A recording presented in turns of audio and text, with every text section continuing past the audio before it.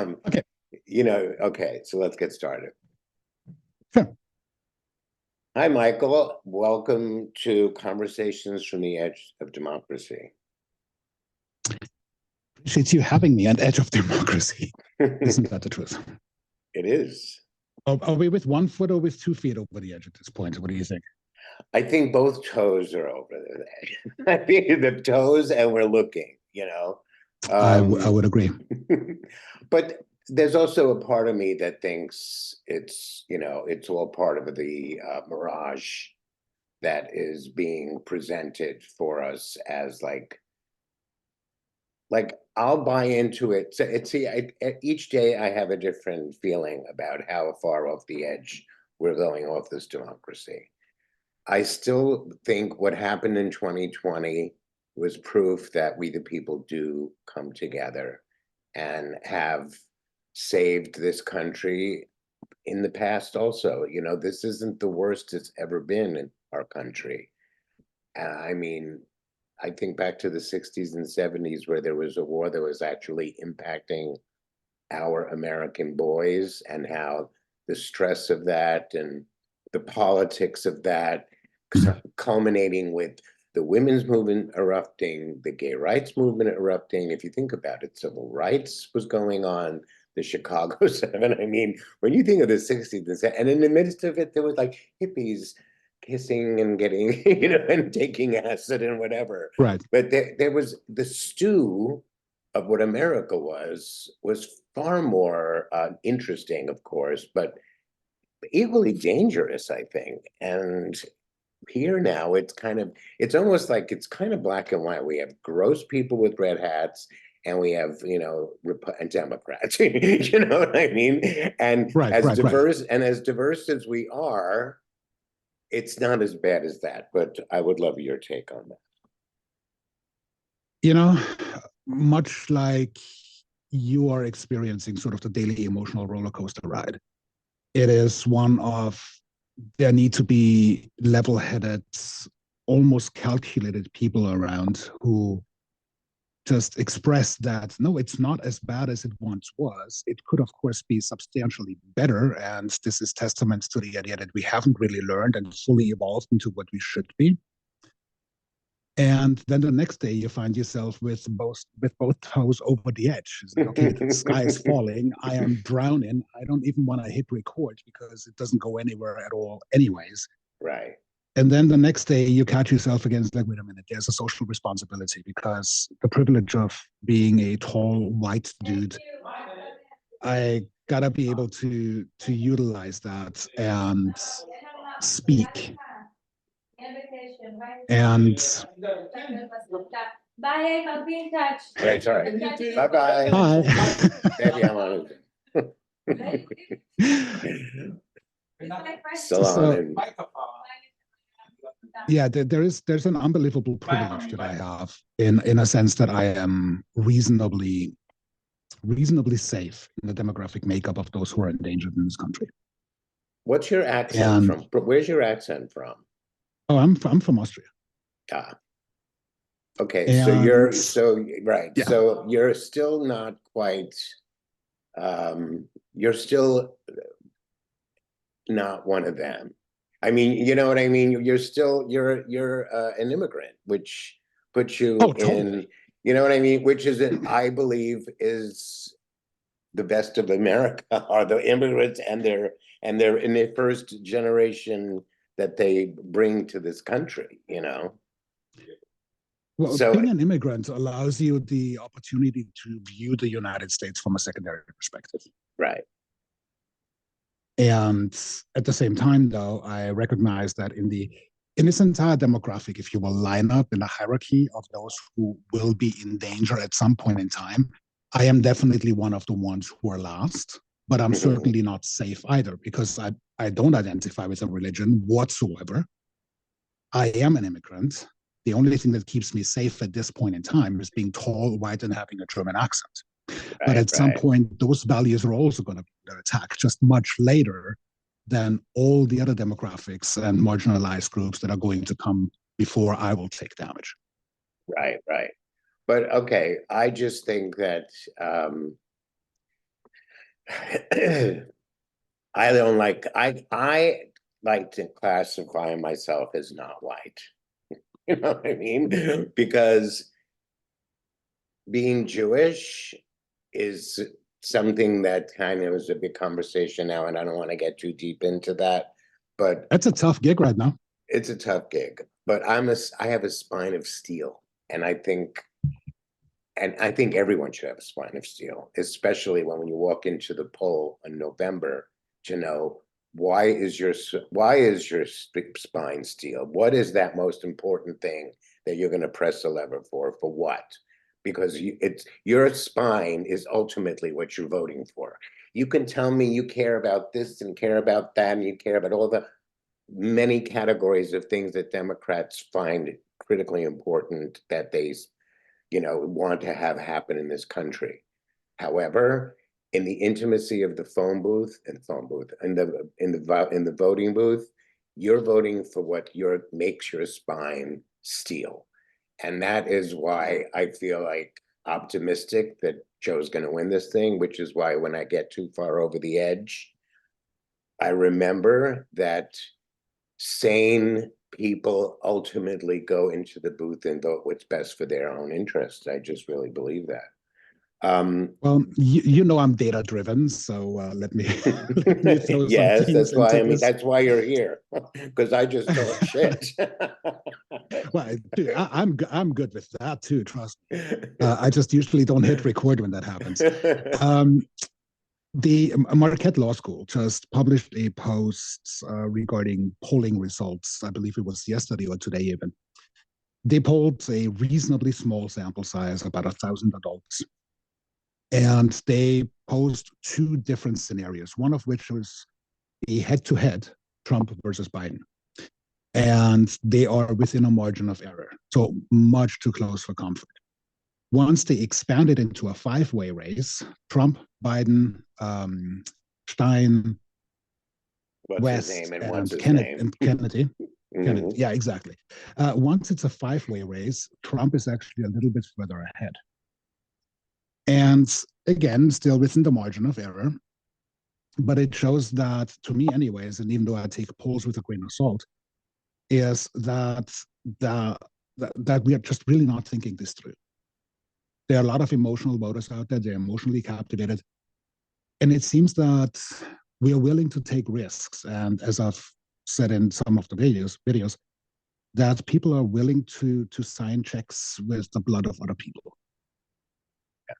And that level of thinking has to stop. Otherwise, the risk in November is going to be substantial. I look, we don't know from what's going to happen tomorrow with the World War III. You know what I mean? So we can only go. So we got to go with what. See, I try to bring it down to be a one-issue voter and Jim Jordan. I mean, I have very simple. I have very simple three-word. See, I believe that the reason why the Democrats suck at marketing is that they don't know how to come up with a three-letter campaign, a three-word campaign for the life of them. So it's one-issue voter and Jim Jordan. Democracy uber alles, you know what I mean? I'm like a simple guy with a dream, but what's your primary issue? I mean, my That you are primary voting issue upon? has my primary issue has been democracy, but I feel now that it's almost like fleeting because Yeah. it's a concept more than you can't go to someone who's marching and blocking down streets because of what's going on in Gaza to talk about democracy, because obviously they're not interested in democracy. They're supporting absolute Hamas terrorists who would, if they were a woman or gay, they're like not having a great life in Gaza itself. So for the most part, I think democracy is what, for me, very personal because my parents survived the Holocaust, and I am not going to live in a country that becomes remotely authoritarian. I would rather either live in Mexico or go fight good fight in Israel if I need to, just because they are based a democracy in theory, not with Bibi necessarily, but that's a whole other conversation. He can definitely get bent. But I just think democracy is really important. And I was raised by women, and I am marched with, the women's rights when I was like, in grade school and high school. And I think women's rights is critical in this country. I mean, if you're a woman and you're not voting, of course, if you're a Christian nationalist woman, you're not voting for, women's rights. But if you're a woman and you're in the Democratic or independent, and you're not voting for Joe, you're some fucked up bitch. You're just a fucked up bitch. I don't care what your priorities are. If your vagina or your child's daughter's vagina or your sister's vagina is not a priority, then you have missed the mark, and you should not be speaking up on behalf of women ever again. That's my psychotically annoyed opinion about women. But women who are not going to vote for their own best interests. Psychotically annoyed. I like that. I'm going to have to borrow that. I'll credit you the first couple of times I'm using that. So from that perspective, I want to, perhaps unjustified, but still cut some women some slack, in a sense that when women vote against their interests, it is commonly an example of, or a display of, a heavily patriarchal household where the woman is expected, trained, has grown up, is conditioned to vote as the man demands or as the husband votes. So there is, I think, sort of a mitigating circumstance where the woman who is not encouraged to truly live in her autonomy is falling victim to indoctrination on a very long scale timeline. Yes. However, going back to what I started with, when she's in the privacy of her own voting booth, she should be able to separate. She should know that she's victim to what you're talking about, but yearn for her own independence. If she's never going to get it, that's one thing, and that's horrible. But then you go into this voting booth, and this is like your only moment every 4 years to do what your heart. I call it, if you love yourself, you know how to vote. You have to love yourself. 1000%. But she has to, and I get it. I mean, you're sympathizing with people that are just horrifically abused socially anyway, maybe not physically. But I mean, how many of those can there be that we're not going to let the majority of the women, you know what I mean? And you're a numbers guy, you know that more women are we're talking about a smaller segment of the female voting population, but they are present. You're very kind. Yeah, I'm trying to look at it from a lens of empathy still before I roll out the, so to speak, proverbial gun and start setting things afire. But Walter Masterson, I suppose, here. Yes, he's and it's interesting when he talks to women how convinced they are that their conviction to support Trump is the ultimate correct action and way to go. Whereas if they were to zoom out, recognizing that they are actually harming themselves in the long run, that of course we understand that they do not. And this is where I'm stopping short rather than pointing my finger saying, well, you are just useless as far as the progress of this country is concerned. I always come back to, well, wait a minute, why are you doing this? What is your motivation to actively vote against your own interests? Is it indoctrination? Is it expectation? Is it lack of intelligence? Is it lack of foresight? Is it the willingness to cause harm to others because you perceive yourself to be safe?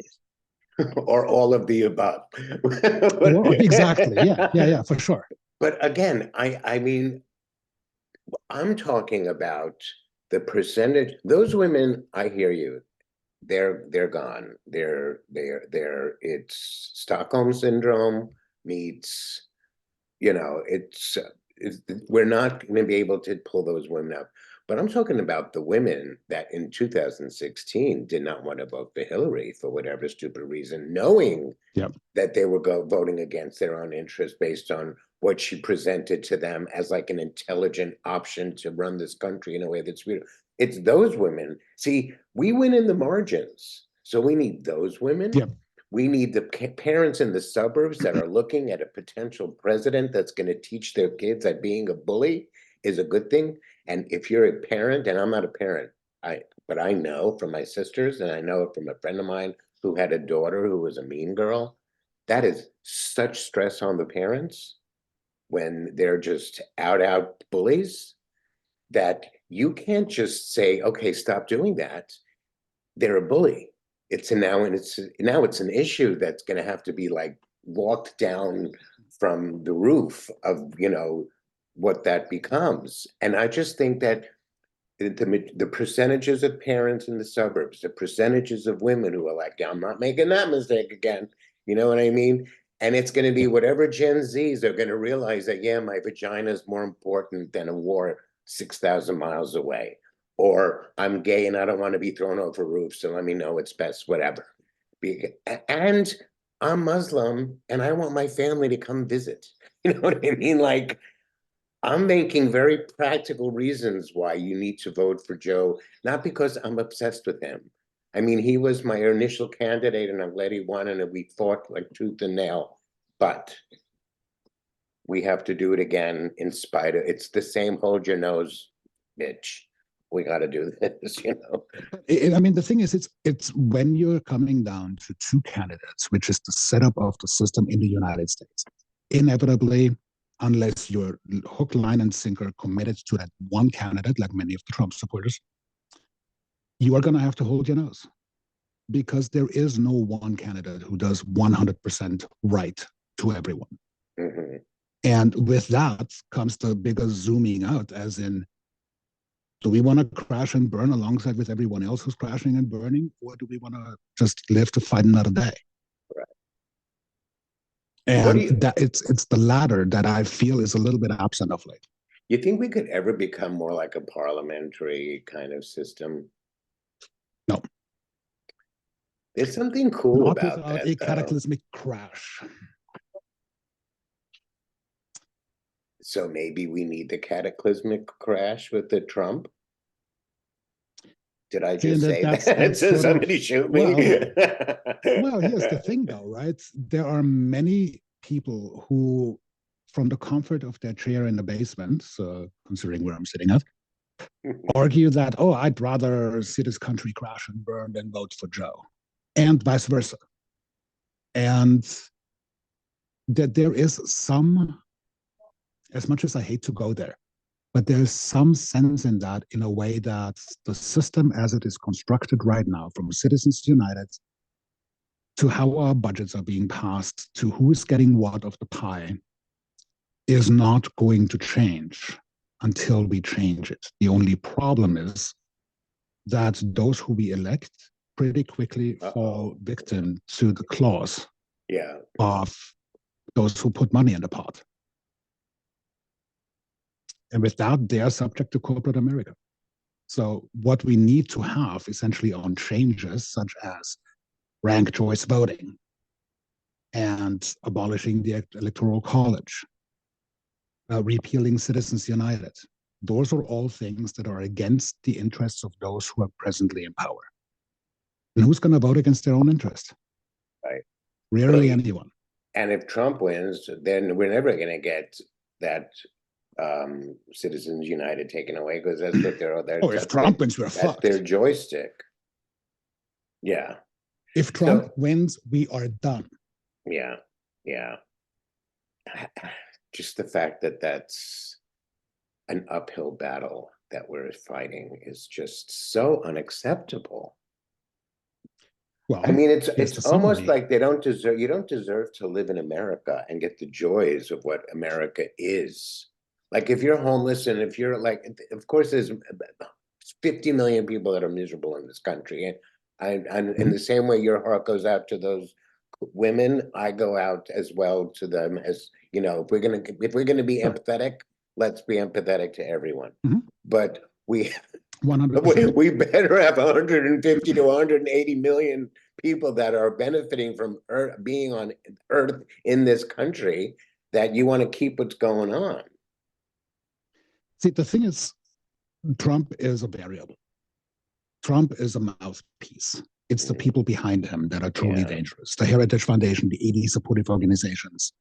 Yikes. Billions of dollars that are rolling into that. The Heritage Foundation actively recruiting 50,000 people, which are supposed to take place in federal positions on day one, where 50,000 federal employees are going to be sent packing, and they are going to staff key positions with 50,000. And all that stuff is out there. It's readily available for people to read. Trump is essentially a puppet on a string.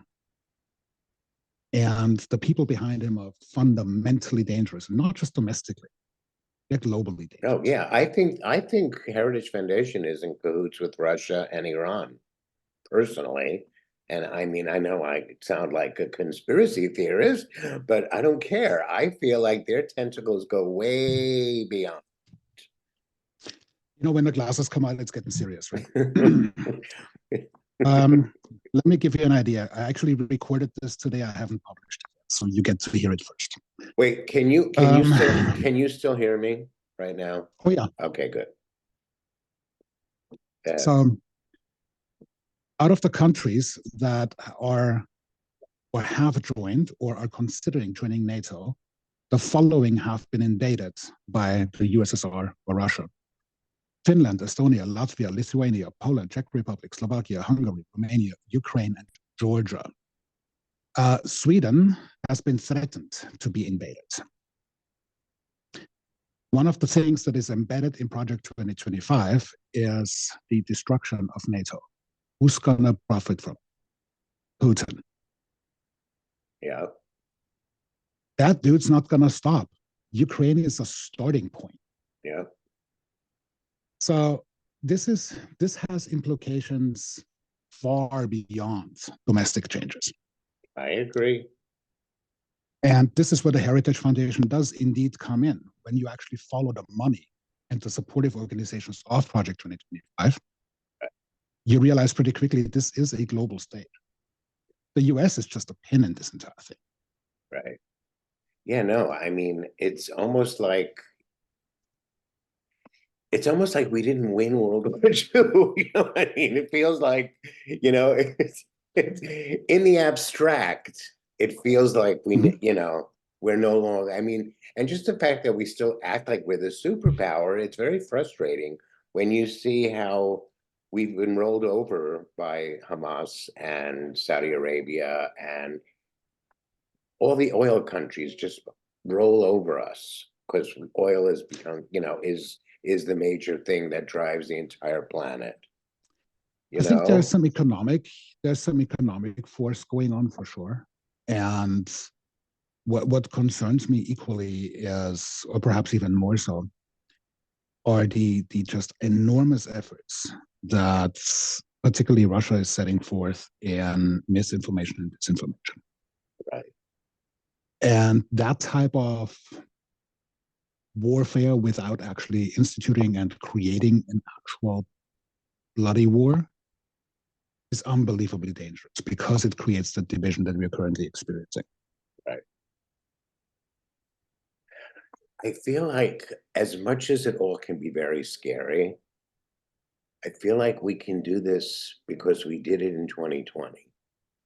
Like, I just think, even though the power of this particular platform, TikTok, necessarily isn't quite as dynamic as it used to be, then when we were all locked in our homes and everyone had found community, I still kind of think that the simplicity of why you're going to vote for your best interest is going to have to be what we run on. Like, for me, like that kind of emotional, like in 2020, it was saving the soul of America, right? And that became very resonant, and you could really feel that And you felt that when you went in and voted. Now we have so many boogeymen, and the way media is covering this two-way race with such, like, the boogeyman is here. Like, you really feel like this is like an ads for horror movie. You know what I mean? As opposed to the Oh, place it you're sells going to well. live in. Right, I know. But the thing is, yes, of course. And just, you know what? Advertising and marketing is always what fucks everything up. It fucked up the regular internet when we first had it and we all Yep. found each other. It fucked up magazines and newspapers. You know what I mean? They figured TikTok, look what TikTok has become. It's like a constant 24-hour a day marketing. It's like Facebook marketing with, like, you know, videos. You know what I mean? Yep. So, but I really feel like my role in this is these conversations I think are really important. They're important for me. And I don't like only being talked at from social media. And I feel like this gives us a moment to not just watch you, but hear you, you know, so I can't scroll away fast. Because I want to, and I'm very particular with wanting to have these conversations again. And there it comes from a place of concern. And yeah, so tell me what you think about, like, what I know Minnesota has no down ballot race issues. I think you're a blue state, right? Yes. So, By a small margin, right. but we are. Are you any threats to any of your House or Senate seats? Uh, I think presently, no, but there's always, of course, looming danger. But at the same time, you got to look at, with this small majority, what Minnesota was able to actually move and create. It has become a sanctuary state. Women's rights are enshrined, not completely, but certainly massive progress has been made. There are more legislative efforts that are rolling up the court system right now to just include language of equality into more of Minnesota's fabric. And that was courtesy of Lee Finke, for instance, and Erin May Quaid, who are phenomenal politicians who are really driving hard to create balance and social responsibility and opportunity and safety in Minnesota. However, therein is the caveat. This works better in the cities as it does rural. Because as soon as you get out of the city limits, the Trump signs are still present. And I don't want to mention her because obviously I don't have permission to do so, but one of our creators on TikTok, who is very much tapped in to anything legislative within the trans community, was in Minnesota for a short period of time, but in rural Minnesota, and has exactly experienced the difference between the embrace of social change and safety in the city versus the animosity and the exclusion in rural areas, so much so that unfortunately she left Minnesota. Right. So there's still a lot of work to be done. Right. But at least we're doing it. Yeah. I'm just looking to recruit people to help me get rid of Jim Jordan. That's my Jim Jordan is a thorn in your side. Say more. Why Jim Jordan? Why the fixation to some degree, even though the list is long? Well, one of the conversations I've had was with one of the victims of the doctor that is part of the OSU issue. And you know, once you really talk to someone who's been not only victimized but minimized and is just trying to get their day in court and is just trying to get justice for something that's just such a terrible disease in our culture altogether, both in the churches and in the synagogues, it's everywhere. But when a case becomes so specific and so large and is treated like it didn't happen, that's why there's so much joy that we're all getting from this Trump thing with E.G. and Carroll, because it's almost like, Mhm. yes, we not everything is going to be like disregarded when it comes to sexual inappropriate behavior. So he turned a blind eye. When I first found out about this whole case a couple of years ago, and I started doing like my crazy Googleaholic, you know what I mean, like deep dives into whatever. And I just found out that not only was he being so like tragically like ignorant to wanting to help these kids, he knew what was going on. So that's that. But simultaneously, his brother had started creating merch, knockoff Nike merch for OSU. I know, I mean, it's a stupid little story. So not only was he protecting his brother from, there was like a court case, you can't do that with college merch. Hello, you know what I mean? And like, it's like, it's the same thing about Joe Manchin. Him and he had Oh two God. brothers. It's like he had Yeah. two brothers, and the three of them inherited their dad's business.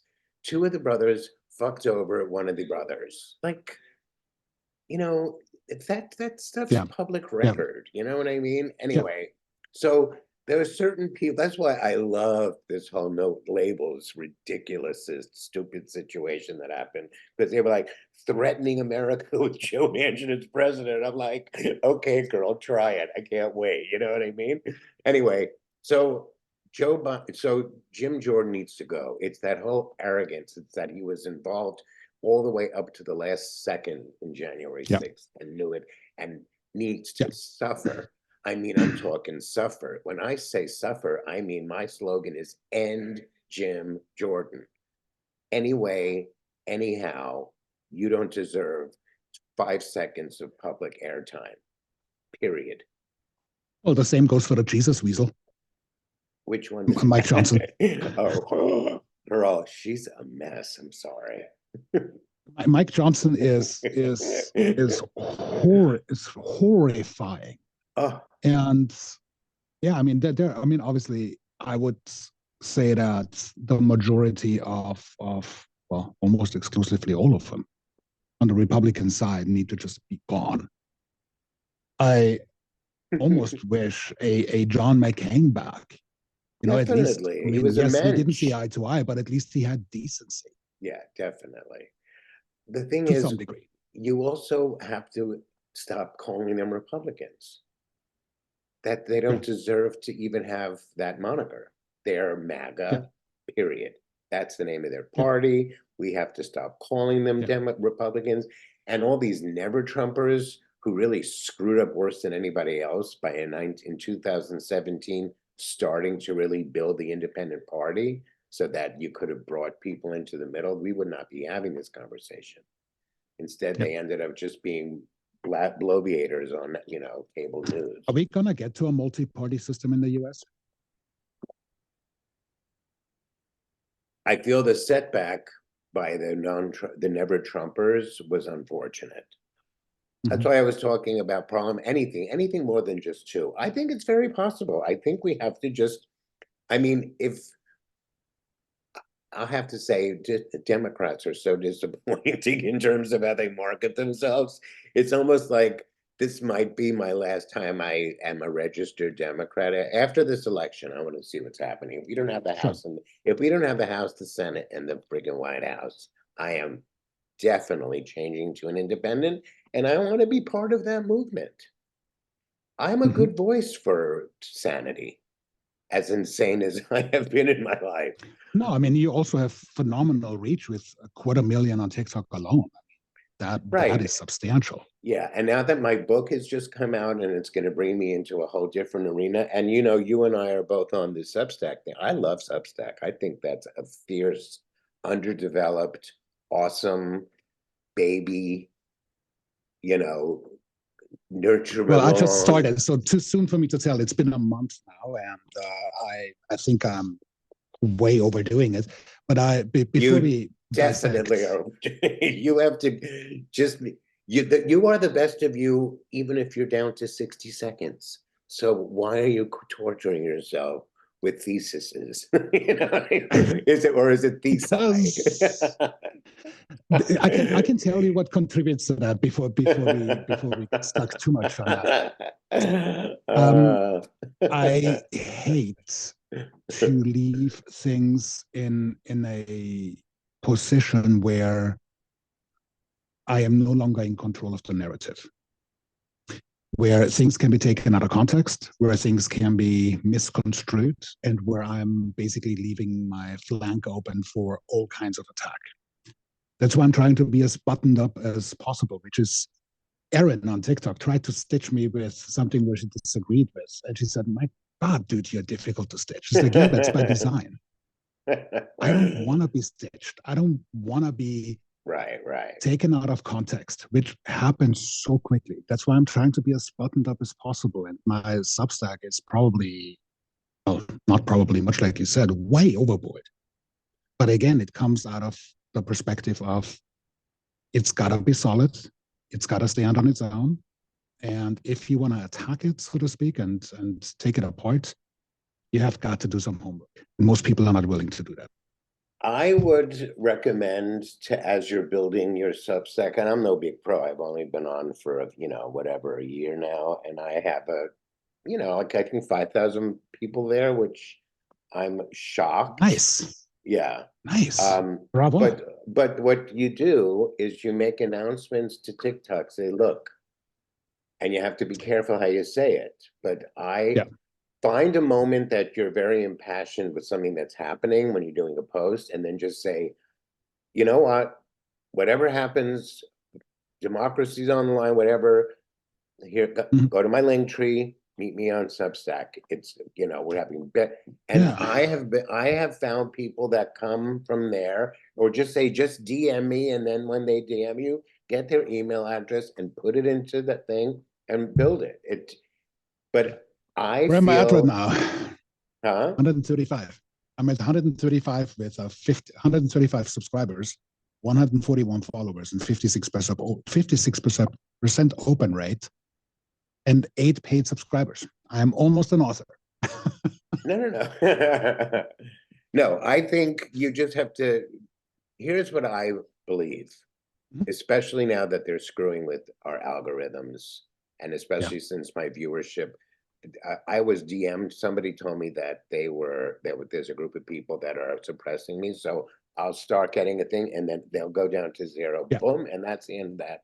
And I used to care so much about that, but once I started really finding that to Substack, it's maybe it's not the numbers and it's not the likes and whatever. And it's like I have to take a look at why I even need like, you know what I mean? I want to be able to feel like I'm communicating the way I'm talking. That's why these conversations are important to me, because I do love conversation, and I love the dual, you know, opinions. And even if we all just agree to agree or agree to disagree, it's still that process. But Substack, you're going to find when people respond to you, it becomes a dialogue. You don't get that in TikTok.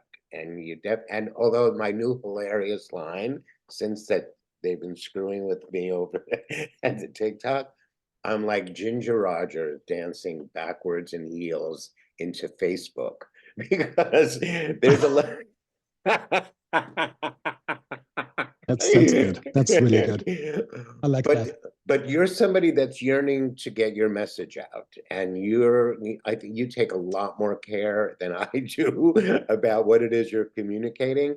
And I think because you're taking that much care, that those are the other platforms where you're going to be able to find people that really are listening, and that you crave to be able to feel like you're making your point across. I feel that for me. I feel that you're probably like that as well.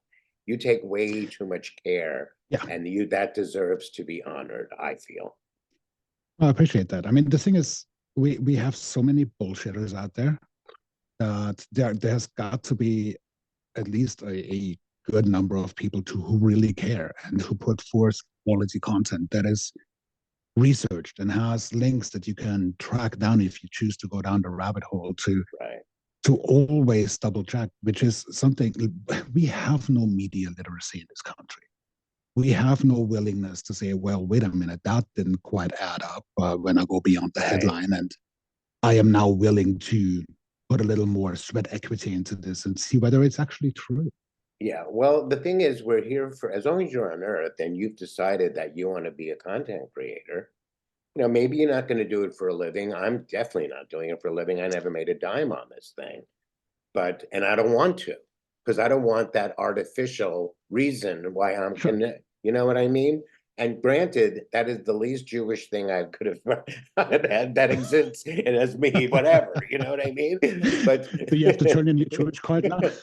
yeah, I have been an assimilated Jew my whole life. That's the issue. You know what I mean?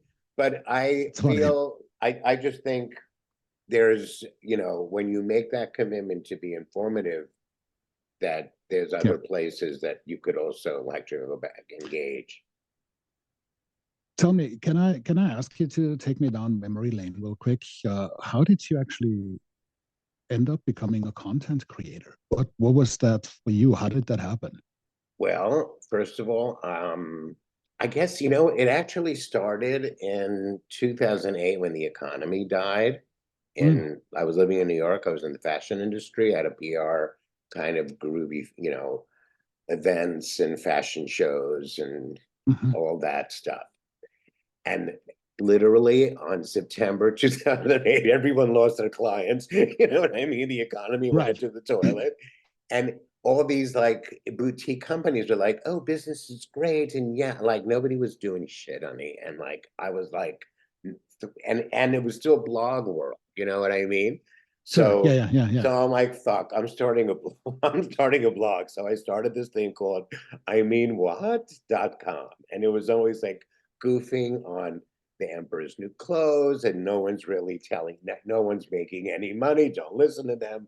Politicians are jerks. So I've been tracking Trump as a New Yorker since he first lit his stink back in, you know, the 80s, when he made this whole yuppie culture kind of the thing, which was, and like, I'm a holdout hippie. Anyway, the long and short of it is, what.com became like a thing. And it was like learning, and again, I'd never really written, but it was kind of like I learned you had to do 3 posts a day. You find 3 things to goof on. Oh, that's really hard for me to do. You know what I mean? And like, so I just built this, it blew out. And then I had a bad accident and I lost my writing arm for a while. And then I just lost the algorithm. And that was that. And when TikTok came around was when we were in lockdown. And of course, I started dancing in a friggin' kimono. And I was like, okay, I'm way too old. That's awesome. Way too old for this. You know what I mean? But it was literally the first days of like the pandemic. Everyone was crazed. And hating Trump as long and as hard as I have since like the 80s, you know what I mean? So you can imagine how horrified I was back in 2016 when Hillary lost, you know what I mean? So it was an opportunity to just be like, okay, everyone, by the way, in 2012, I gave Trump the Gross Baboon of the Year award through my through my Hilarious. what had an annual Gross Baboon of the Year award that I would give out. He won in 2012. It was always an honorary, but all the other years, you know. And then it was like, oh my God, this is, and I went from like 10 followers to 4,000, like literally after the Tulsa rally was like, okay. And I'll say this every time I can. When he came off that plane on the tarmac and was walking with his tie unbuttoned, delusional, he knew that night he was going to lose. And that is when the planning for January 6th started, because of that, between, what was that, April or June maybe, and the debate with Biden was in, I think, August. And at that debate, when he said stand back and stand by, that was very specific. It was not a slur. And those 4 months, or those 2 months, or those 3 months is when the whole thing went into play. And that is why it is so hard for me to sit here and think that that scumbag liar is going to be president again. And you want to know something? It's going to be over somebody's dead body, not mine. You know what I mean? And I won't live in a fascist world. I mean, period. I mean, not world, country. Yeah. And well, the thing is, realistically, if we fall, the world is in large part going to fall right behind us. But so blogging, then kimono dancing, that's freaking hilarious. And now you just released a book. Yeah. You published, that is like one of the all-time dreams of mine. How did that come about? So if I can give you one gift ever, it's the feeling of handing that book in finished. That sense of self-respect and it's the journey of self-love. I mean, it's the deepest, most emotional accomplishment that I could have ever think, because I've been just a lackey mess my whole life. College dropout, drug addict, you know, like everything that could possibly go wrong, fat. I mean, there was nothing great about this person. And I was determined to, you know, shift out of it, you know. So when I did, just by living life, and then I got to this point, I found the first note to myself that I wanted to do this. It was in 1989. And then it was like a few journals here and a few paragraphs here and you know, once computers had, it was before computers actually had I started on a word processor. It's in the book it says I went to this in New York. There was this place Crazy Eddie's, which would sell like stereos and whatever, like one of those late night commercials where they're screaming with discounts, right? And I said, he's like, you got to get this word processor. It's going to change the world. You know what I mean? So I lug this freaking thing that's the size of like a bar cart, you know, down to Mexico to have like, you know, my like life experience with writing. Anyway, so I've always and you know, and I would just never thought I was going to accomplish that. And actually I worked for Carrie Fisher for a few years, and she was a prolific writer. I learned so much from her. But you know, she never made it feel like I was going to be able to do this, even though I was like her writer's assistant, but just, I never had the confidence. And then this April, I met someone who lived in my neighborhood who was an editor. She was retired. And she goes, what do you mean you never finished your book? Get it out. And looked at it. We went back into page one. So I literally, since April of 23 till New Year's Eve, did nothing. She died on July 29th. And then I put an APB out through Substack. And I said, look, my editor died. If anybody wants to help me take this over the threshold, I'm here, I'm desperate for help. I know I can't do this alone. You know, vulnerable, you know. And somebody showed up and we worked every single day till it ended. And just, I self-published because I wasn't about to start begging people. Like, I'm too old to be like, oh, you want to be my agent? Fuck you. I'll do this myself, you know what I mean? And it's going to be boiling down to goes with the digital title of your marketing. book. Totally goes with the title of your book. You know, and so I just felt like this is what I need to, I at least want to leave a piece of myself behind. You know, my parents, by just the fact that they survived the Gulag, well, my dad survived the Gulag in, you know, Siberia. My mother survived Dachau. And what did I accomplish? Having a TikTok, you know what I mean? Whatever. And it's a hard thing to live up to. You know what I mean? Not having kids, so I don't have the joy of that as the leave behind that I could, you know, build and make a good life for. So I just feel like this leaves a piece of me behind. And it's been it's only been now like a week and a half, but there are people that are commenting. It's so incredible that they say it's important and whatever. And I mean, I would never have said to them about myself, important, you know what I mean? So, yeah, and now I want to see about maybe I could do this again. Maybe it wasn't just a lark, and maybe what's left of my life on Earth is going to be about storytelling, which I love doing, boils back to wanting to have these conversations to find out everyone's story besides my own, you know? Well, to begin with, whoever shot your cover photo is an excellent photographer. Yeah, she's Um, a British gal, Diana Gomez. Yeah, it feels, you know, and this is no ego, but when I saw it finally on the cover, on a hardcover box, on a book, mhm. it, you know, that picture of Navalny that was when he was, it's like this black and white big Yeah, picture. yeah, yeah, yeah. I thought of that kind of that serious, like, pay attention, because my book is all about finding why you're here, why we matter during Mhm, mhm. lockdown and the Black Lives Matter, and then that got countered with White Lives Matter and Blue Lives Matter. And I'm like, the word matter is such an important thing, like why we matter, just even from a, you know, even the physiology of matter itself, you know, that according to you know, the what's that Jewish with the red string philosophy where they Hmm. wait, what is it?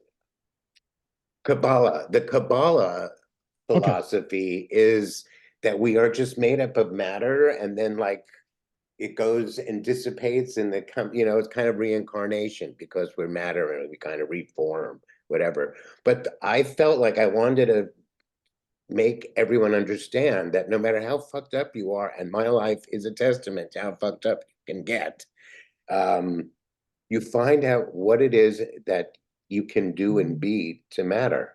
And if you read the book, you'll see that the whole last bit is about finding a product that, you see, I think there are angels on earth, and we just, and now politically we are so wrapped up in the horror of everything that we just don't see when the angels appear.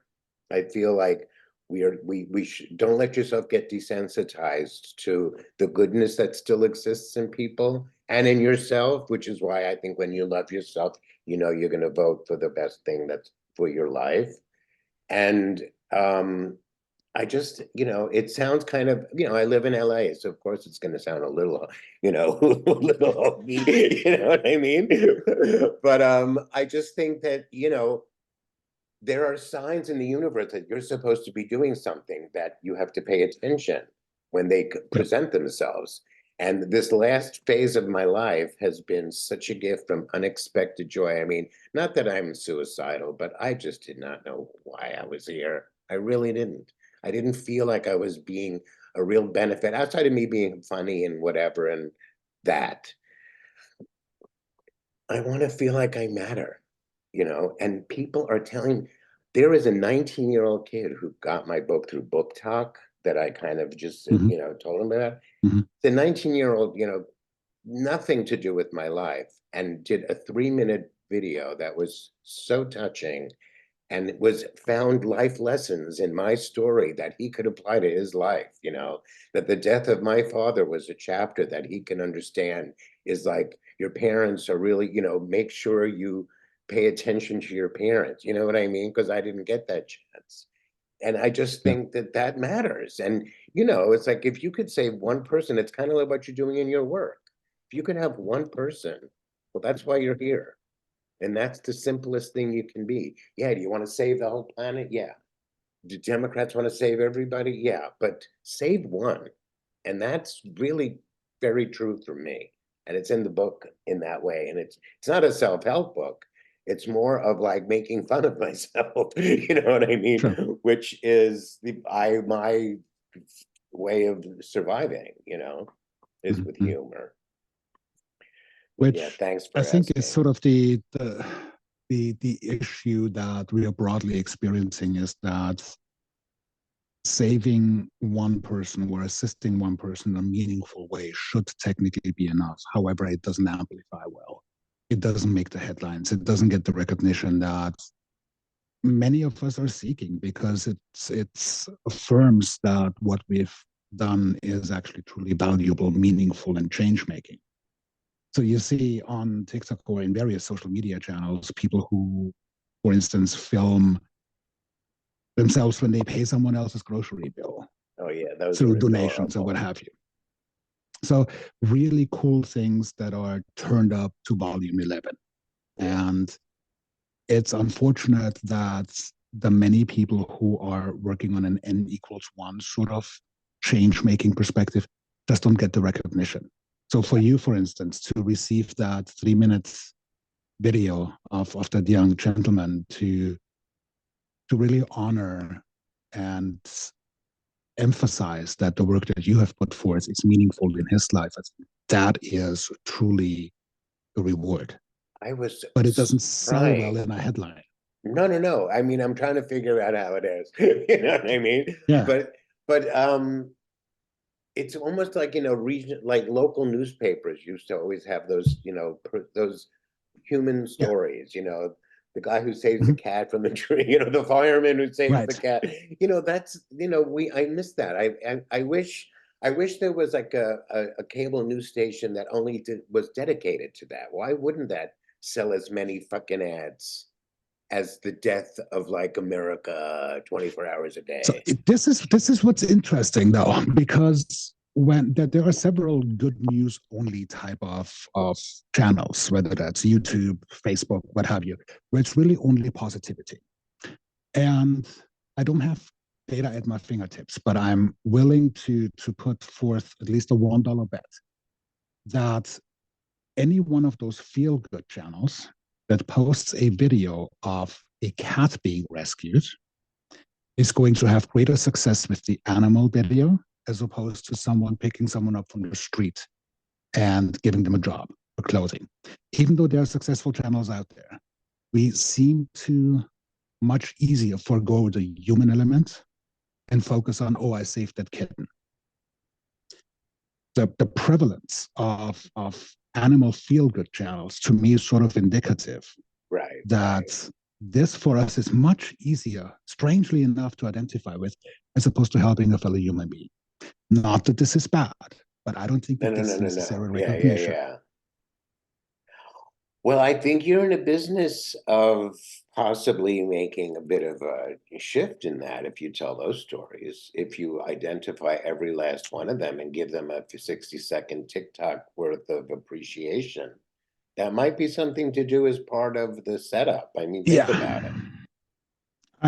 I have been, and one of the reasons why I have not over the last number of years, and now going forward again, having the opportunity here before too long, is because it still feels to me as if I'm capitalizing someone on someone else's deemed misfortune.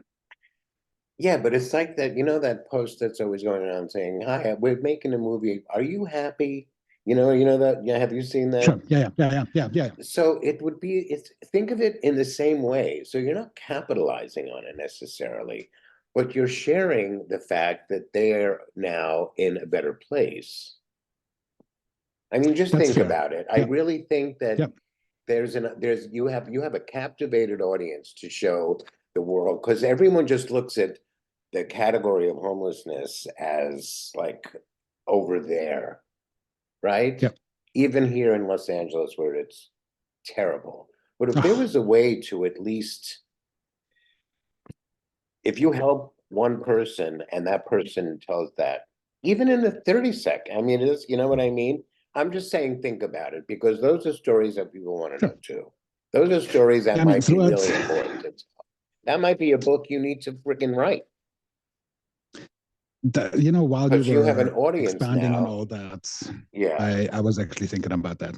But I mean, throughout Hello. COVID, we've helped my entire team, which it wasn't me. It's always a team that makes things like that happen. We have helped well over 1,000 people just in our local community. And we've seen people thrive, get off the streets into permanent housing, find jobs again, and get by, and somehow make it back into that which we deem respectable society, which is an entirely different, so adjacent topic that we could discuss at length. But we've also lost people. We've lost people to alcohol, to drugs, to suicide, to basically crime that was never truly identified as to, okay, how did it happen and who was the perpetrator? And it's really living in this really pronounced juxtaposition of people succeeding and then others who are suddenly no longer with us because they haven't come back. And then we hear from someone else, okay, that person died somewhere. Yeah, okay. Horrible. However, Yes. the the granular importance of the ones that succeed are the what we need. I'm Oh, telling you, I'm 1000%. giving you a new job on top of your job, which is you need to Honestly, rethink the way your position is sitting in the middle of this to how you yeah, can turn this into a content for Substack, which doesn't have to be, a thesis. It could be just telling stories once you get the ones that want to be part of that, right? And comparing what your thing doing with other states. And I think you got I'm giving you a new job. I noticed that, and I also hear that now for the second time that I need to just curb my academic enthusiasm on Substack. I hear I you. mean, Okay, that I think it's adorable. Don't get me wrong. I think I I don't do. I remember the think last it's time anyone called me adorable. adorable.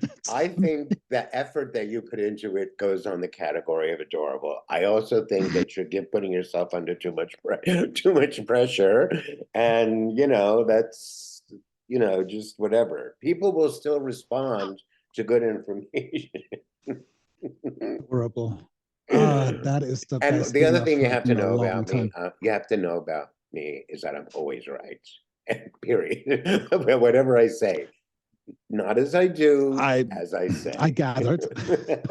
I, I certainly gathered that one. But no, I mean, the point to touch back on that real quick and hook into it, you're absolutely right. I think because of the access that I have to stories that are commonly forgotten, where when we see someone standing at the intersection flying a sign, and most of us are suddenly looking at the phone, even though nothing pinged, or we figure out whether our gas gauge actually is still working. We do everything almost everything in our power not to look at the person that has a socially much lesser position than we do because we're sitting in a car, we're going home, we're going to work, what have you. There are stories that deserve to be told. I know of I'm, people who I'm, are I, unbelievably educated who ended up on the streets. People who've had misfortunes in their households and growing up in circumstances that most of us can't even possibly imagine. And our system is merciless. Once you're down and out, to come back, the uphill battle is anyone who's coming back from that experience is worth more than any billionaire. They truly have overcome something, and most of them have taken the initiative first on their own and then had the fortune to connect with the correct people. And they have not exploited a single soul right. on their way back. Now, some, of course, in case anyone is listening now saying, there are plenty of people who are taking advantage of the system. Yes, they're out there. They're statistically insignificant. Right. I So, don't know. so you're right. I think storytelling is the greatest gift that humans have as an advantage over animals.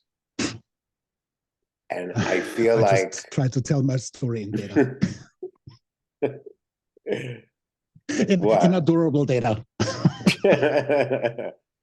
But that is part of your story. So why not then take the human element that you are connected to Yeah. and fold that in? You Yeah. know, I mean, Yeah. there's enough text in your posts that is that there's a book not so far in your future if you do this enough, if you do this consistently. I mean, it doesn't have to be like a big book. It doesn't have to be, but I feel like even if it's just rethink what I suggest, because I think you're in a unique position to No, embrace you're the good 100% right. stories. And it'll be so much You're fun. 100% right. Yeah. I definitely It's a consider that. Sure. it's a responsibility. To be right, yes, it seems that you take that responsibility very seriously. Oh my God. It annoys people too. I don't care. You know, I'm not hurting anybody. You know what I mean? I'm not No, hurting anybody, and I only want goods to come out of it, whatever it comes yeah, from. yeah, So, yeah. you know, if that's uncomfortable for somebody, all right, whatever, you know. No, I mean, you know, when I started this entire, I mean, I was on social media like everybody else, you know, Facebook, and have my Instagram account posting some diddly pictures here and there that are completely meaningless, and Right. nothing really moved the needle. And then somehow in December of 2022, I decided to post my first TikTok, coming really out of my world, which is strategic communications and organizational psych. Right. And I just hit record because I felt like, okay, I have something to say. And somehow that got me from like, I don't know, 0 to 300. You know, I posted a couple of videos here and there. And then I made a Stitch video with Luis, the attorney from Colorado. Luis Toro, his name. Pretty prolific dudes, like close to 100, close to 500,000 followers. Anyways, I stitched one of his, and that just from 300 to 5,000, practically overnight. And that's how I suddenly came into this political creator life that I never envisioned would be the case. But that being said, what I'm missing, and this is where I'm coming full circle to saying, well, yes, Abe is right, which I'm sure you've not heard before in a long time, is I'm missing the storytelling. I'm missing the perhaps philosophical connection that may need to be emphasized a little bit more than constantly driving with data. Yeah, no, and it's fun. And it's just finding, you know, and finding the stories is fun. And I don't know if you ever do get a chance to get my book and read it. It's, you know, Oh, it's on my screen right now. oh, okay. It's a teaching. I chose stories that were all teaching moments because how many of those we have in our lives is, you know, the more the better, of So, course.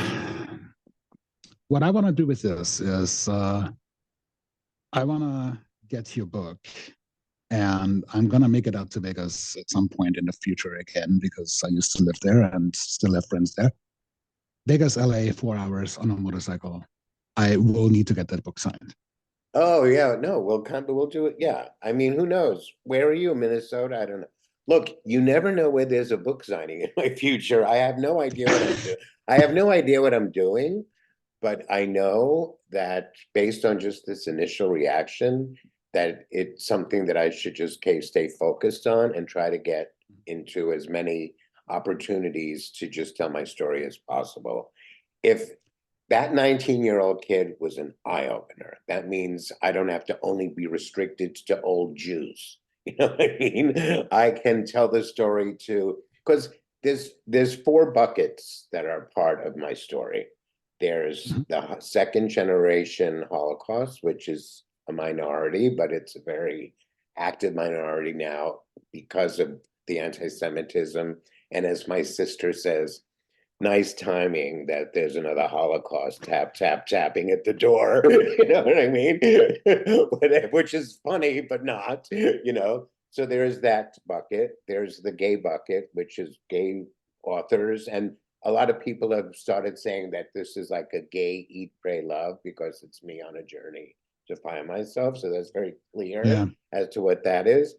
It's addiction, and it's food and drugs and alcohol and, you know, people and whatever that I had to kind of get through, and surviving detox and all that kind of stuff. That's like a clear message where I get on the other side of that, and that's not as you know, in the homeless community as well as in the regular world community. Not everybody survives that, No. and then there's my favorite, which is the political group, which leading into September and October, into the election, I'm going to just be like yattling my tits off about, because the last piece of the last piece of this book is all about how we saved democracy in 2020 through the horror of, COVID turned out to be a gift for many people. I know it was a tragedy. I believe that to be true. But that's the same thing. It's like a life lesson. Where is the teaching moment? How do we learn from this? How do we grow from this? Find it, grab it. That's why you said, how did this happen? When I realized that this was this platform is an opportunity to remind people that, hey, he fucked up New York City. He's gonna fuck up this country and get worse, like do it, find it, run, grab it, because you don't get a lot of shots at the go ring. I used to think the only shot I was going to get at the brass ring was going to be an Entenmann's donut. You know what I mean? So it's like. Question to that, though. Now that you've sort of sniffed the success and the emotional rewards, particularly of being a published author, has the bug gotten you, and is there going to be a second book? 1,000%. Awesome. I feel like I owe it to myself to not think that I'm like a one-hit wonder. You know what I mean? like I don't know what that is yet. I mean, there's other stuff. I mean, there's so many stories that I didn't write that are in here. But there's also, it was like, who would have thunk that I would have done this? I can't tell you how out of left field I feel this level of confidence and, self-appreciation. It's like, if you start off as an other short, fat nerd kid, you don't think you're gonna get to, to the other side of the rainbow. I mean, and then for the years I worked in Hollywood, where I was like Alice through the looking glass, working with Carrie Fisher and Meryl Streep and all these, like, these were like just people that were in every, you don't think that that's attainable. And then when you're in there, you're like, they're not so, you know what I mean? They're not more special than me, right. You know what I mean? Because we just look, the world has become this place where it's all aspiration and everybody wants to be what everybody else has, and everybody, whereas the truth, when it comes down to it, for people like us, I think the inspiration for doing things is more important than the aspiration of wearing like a Louis Vuitton, whatever, you know what I mean? And I still do like nice things, but yeah, I get what you mean. I mean, yeah, but I kind of don't, but it's fine. You know what I mean? Sure. But yeah. I just recommend anyone that takes themselves seriously enough to want to leave a piece of the world behind of themselves, just do it. And I don't want to sound like everybody else, but like, if I can do it, I mean, you don't understand the depths of not feeling able and worthy and whatever to arrive at this place is, I mean, kill me now, man. I did it. It's well, that's just the interesting thing, though, is what you said a little bit ago at this point, sort of the questioning of your own abilities and really getting this out and needing the necessary assistance and having an editor, and then of course the misfortune of her dying and becoming more vulnerable, seeking someone else to get you across the finish line. This is something, when we watch 60 seconds, 2 minutes, 3 minutes of you on TikTok, that is not something that exudes you. It's confidence that comes out of it. It's presence. It is just thank you. Being, unshakable. And it's really just, for one, validating, but also from a human connection piece, just refreshing to hear and to see that there is an entirely different side. And I don't think anyone consciously expects everyone always to be 100% confident. It's impossible. but to see a little bit more and get a little bit, perhaps a deeper understanding of you, now the published author, with this oozing of confidence that provides so much more context. And thanks for sharing all that. Yeah, no, I appreciate that people ask. I appreciate that it's, yeah, I can't explain it. It's like, I mean, I've had a fighting with belief of God and whatnot, over the years. But when you believe that God is just a power greater than yourself and doesn't have to have a religious affiliate, doesn't have to have a religious affiliation, but just like the kind of it's what you can do. It's self-love. It's the journey of self-love, and I'm not, God isn't all of us. I'm not that hokey, you know what I mean? But I just do believe that you're tasked on earth to find the best of you. And some just quickly and some slowly and some never, you know? Yeah, And yeah. I thought I was going to be some never. And TikTok helped me find my voice. I mean, what.com was hilarious. I had a blast with that. But it wasn't convincing anybody to think like me, to like not vote for a schmuck. You know what I mean? It was a different world that I was living in Yeah. at that time. But you know, these kind of brings me back to wanting to have these conversations, especially now, because not only do I want to have political conversations, but I want to talk to people that might have addiction. Yeah. I mean, there's the four buckets, you know what I mean? And if any of those buckets is somewhere that you've been sitting in, then I'm a good person to talk to about it. I'm not a therapist, but I am always right. So you know what I mean? Well, I mean, obviously, you do have a coast to coast sort of life experience, and the world in which you operated, I think, is largely just unknown and not understood by the vast majority, because fashion, even though broadly recognized, Right. to rise to any semblance of being closer or to the top, only very few people actually manage to get to the Meryl Streeps, then on the other side Oh of my the country God. and whatnot. So, I'll never forget the first time, like, there was a project we were working on, and I was going home crying. You know what I mean? Like, oh my God, I called my sister. I'm like, you're not gonna believe who I spent, And then you get to know her, and she's like anybody else. She's a great lady for sure. But yeah. everyone's human, and everyone has foibles, and everyone, you know, Yeah, what's the saying? They're putting on the pants the same way we do, right? definitely, yeah. So, It's yeah. it's it's all good stuff, and everyone's story doesn't have to be related to fashion and this and that, but for sure. And there isn't that much of it in there. It's because that had nothing, that it's still, I was still a mess during that whole, during that whole Sure. experience. So it's almost like I missed the boat, but I was in the groove, but it was kind of like, um, yeah, addiction never, decides to, What's the allow it. second book going to be?